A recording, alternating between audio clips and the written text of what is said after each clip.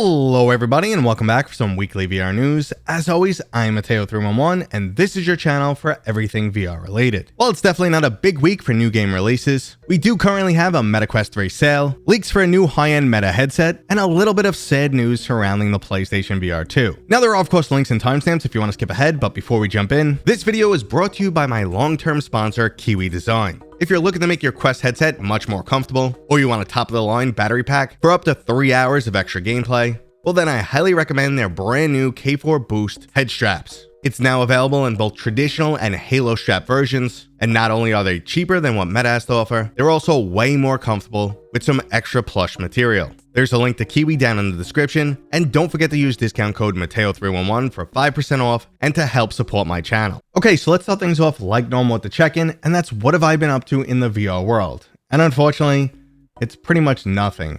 I was under the weather last week. I had just a killer cold that kept me on my butt, and I could not get myself motivated to get into VR. So it's been about 6 days since I put on a headset, and I have to say, every time this happens, I start feeling like a massive phony to the channel. Like, how can I run a VR channel and go 5 or 6 days without playing VR? So that's where I'm at right now. So I'm feeling better. I've turned the corner, and I'm just going to be jumping back into things and giving you guys as much information as possible. But in terms of last week, yeah, I was on my butt playing flat screen games, cheating on the VR community with Path of Exile 2, which I'm kind of addicted to. And I was also brave enough to start a whole new playthrough of Baldur's Gate 3 with Genghis VR. So I'm a glutton for punishment.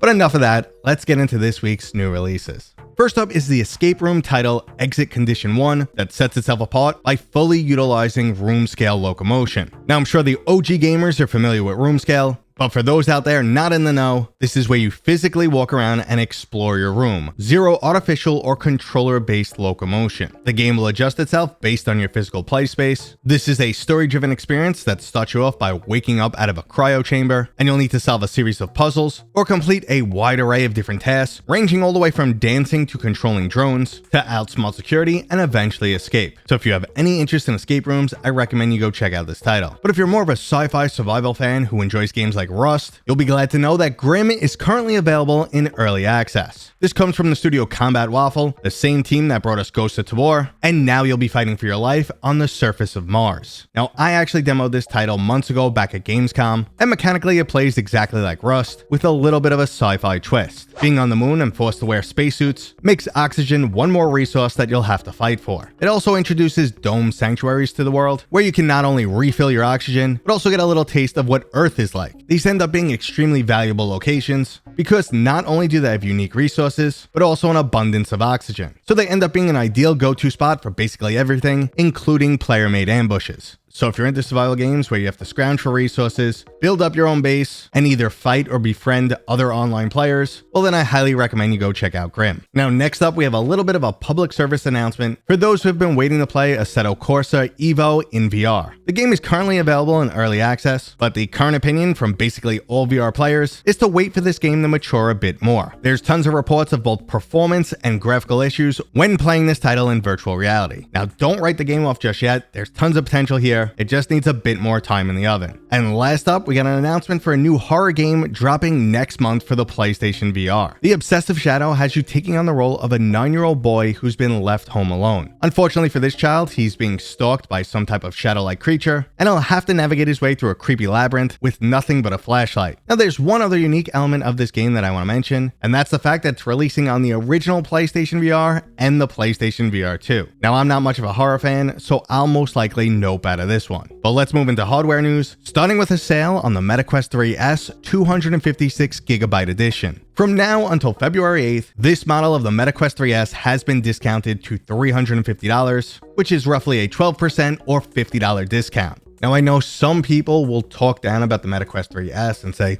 well, for the extra $150, just go out and buy a Quest 3, it's way better. And I will agree that the pancake lens on the Quest 3 is a significant improvement. However, if you've never used the pancake lens before, you don't know what you're missing. It's very hard to go backwards, but if you've never tried it, I think the Quest 3S is an absolutely fantastic introductory device. It's got all the capabilities of the regular Quest 3. You can still use it for PSVR. The image quality is great. So don't sleep on it. This is a great deal. Now, before we get into today's main topic, we have an I'm sorry statement from the former president of Sony Interactive Entertainment, Shuhei Yoshida. After over 30 years, Shuhei has just recently retired, and he left some bittersweet statements. He was the driving force behind the original PlayStation VR, and in terms of pushing the PlayStation VR2, he apologized and said that he was wrong. Here, he was referring to how he expected much more out of the PlayStation VR2. At one point, he even believed this could be the next PlayStation 2, and for reference, that was Sony's best-selling console ever. So unfortunately, this is a pretty sad story for the PlayStation VR fans out there. The main driving force behind that technology is no longer with the company, and on his way out, he admitted that it just wasn't as successful as he expected or it should have been. So it just reiterates that Sony's main attention will not be on VR going forward, which sucks, but it's something we knew. They gotta focus on what makes them the most money. That's just how it works. But in more exciting rumor/leak news, it looks like we're getting a high-end Horizon OS VR headset from Asus with all the bells and whistles that you can dream of. Now, previously Meta mentioned that they were making their Horizon OS available to all third-party manufacturers to help inspire a wider range of VR hardware. Well, Asus is first up at bat, and they're planning to deliver something like a Quest 3 Pro. We're talking face tracking, eye tracking, a micro OLED high-resolution panel, and since this appears to be a Republic of Gamers branded headset, I assume it'll also have some cool RGB. Now, joking aside, I'm actually pretty pumped about this. There are a lot of VR enthusiasts out there that do want a high-end standalone headset. We could use it for a PCVR, it'll enhance watching movies. There's tons of people who are annoyed that the Quest doesn't have an OLED panel, so there's tons of options out there. You could basically get the headset of your dreams. Now, what I'm always looking for is more horsepower, which I don't think they'll be able to provide here. Sure, they could slap some more RAM in there or increase the speed of the RAM, but there's not much more they can do. I don't really think there's a Qualcomm chip out there that's suitable for one of these headsets, at least right now. But regardless, I'm pumped. I would pick up one of these. I hope the rumors are true. And that was today's video. If you guys enjoyed it, go ahead and give it a thumbs up. If you're new here, please consider subscribing. And as always, I'll see you guys on next time.